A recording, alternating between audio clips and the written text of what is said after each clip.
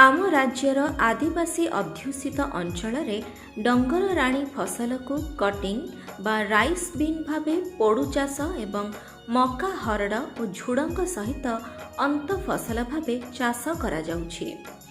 यह एक ग्रीष्म मंडलीय एवं मरुड़ी सहणी फसल ढीप जमी और भल वर्षा हेउथुबा अंचल रे भल बढ़ुथुबा एही फसल पाई निगिड़ा दोरसा एवं 5 ରୁ 7.5 अम्लता विशिष्ट माटी उपयुक्त।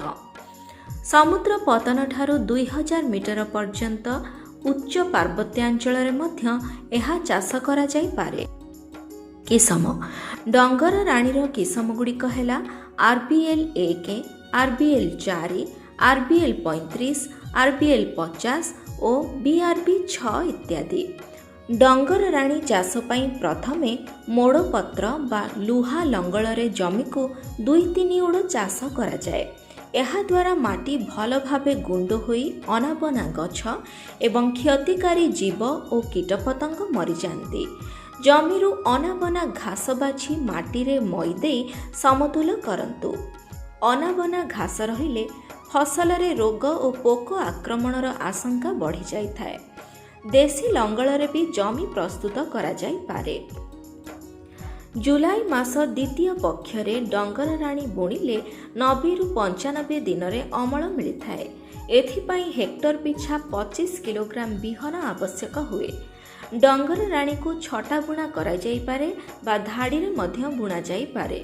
लंगल सियार रे धाड़ी को धाड़ी 30 सेंटीमीटर और गछ को गछ 10 सेंटीमीटर व्यवधान रे एवं 5 ରୁ 7 सेंटीमीटर गभीर रे बिहन बुणंतु। धाड़ी रे बुणिले कम बिहन खर्च हुए और घास बाछिबा सहज होइथाए एवं कीटनाशक सुविधा रे सिंचन करी हुए। डंगर राणी एक डाली जातीय फसल होइथिबारु बिहन को जबक्षारजान जोगाउथुबा राइबोजियम कल्चर और माटी को फॉस्फोरस जोगाउथुबा PSP रे विशोधन करंतु। 1 किलोग्राम मंजी पाई 20 ग्राम जीवाणुसार आवश्यक हुए।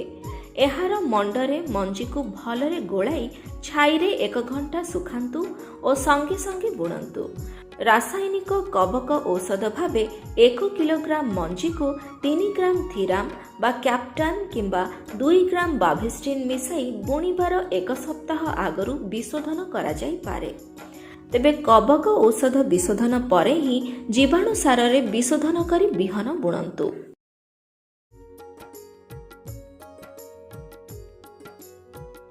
डंगर राणी फसल पाई शेष ओड चाष रे हेक्टर पिछा 5 टन सढ़ा गोबर खत मिसांतु। मंजी बुणिबा बेले हेक्टर प्रति 20 किलोग्राम जबक्षारजान बा 42.5 किलोग्राम यूरिया, 40 किलोग्राम सुपर बा 250 किलोग्राम सिंगल सुपर फॉस्फेट एवं 20 किलोग्राम पोटास बा 33 किलोग्राम म्यूरेट ऑफ पोटास प्रयोग करंतु। डंगर राणी बुणिबार 3-4 सप्ताह परे 2 थर कोड़ा खोसा करी अनाबना घास बाछि दे हुड़ा टेकंतु। तृणनाशी औषध क्विजाल्फस इथाइल हेक्टर प्रति 5 ग्राम हिसाब रे मंजी बुणिबार 3 सप्ताह परे सिंचन करंतु। एहा द्वारा एक बीजपत्री और अन्यान्य अनाबना घास दमन हुए। जमी रे पानी ठिया होई रहिले गछ भल भावे खाद्य सार पाए नाही और भल बढ़े नाही। एथिपाई पर्याप्त जल निष्कासनर व्यवस्था करंतु। फूल उड़ेइबा समय अति संवेदनशील समय अटे। एही समय रे जलसेचन निश्चित करंतु। मौसमी वर्षा रही रही हेले जलसेचनर आवश्यकता पड़े नाही, किंतु वर्षा अभाव रे आवश्यक स्थले थरे 2 थर जलसेचन करंतु। डंगर राणी फसल 90 ରୁ 95 दिन रे अमल हुए। छुई पाकल हेले गछ मूल को दारे काटी 3-4 दिन खळारे सुखांतु। एहा परे बलद द्वारा चकटी बा बाड़ी रे बाड़ी मंजी और चोपा को अलगा करंतु और परे बिहन को कुला बा बिहन उड़ा यंत्र रे सफा करी 2-3 दिन टाण खरारे सुखांतु। एहा द्वारा मंजी रे आर्द्रता 10 ରୁ 12% रहे और एहा सहित साइतिबा पाई उपयुक्त होइथाए। एहा हेक्टर प्रति 10 ରୁ 15 क्विंटाल मंजी आदाय होइथाए। डंगर राणी चाष पाई साधारणतः हेक्टर पिछा 10,000 टंका खर्च हुए और 18,000 टंका आय हुए। ଫଳରେ ଚାଷୀଙ୍କୁ 8,000 ଟଙ୍କା ଲାଭ ମିଳେ।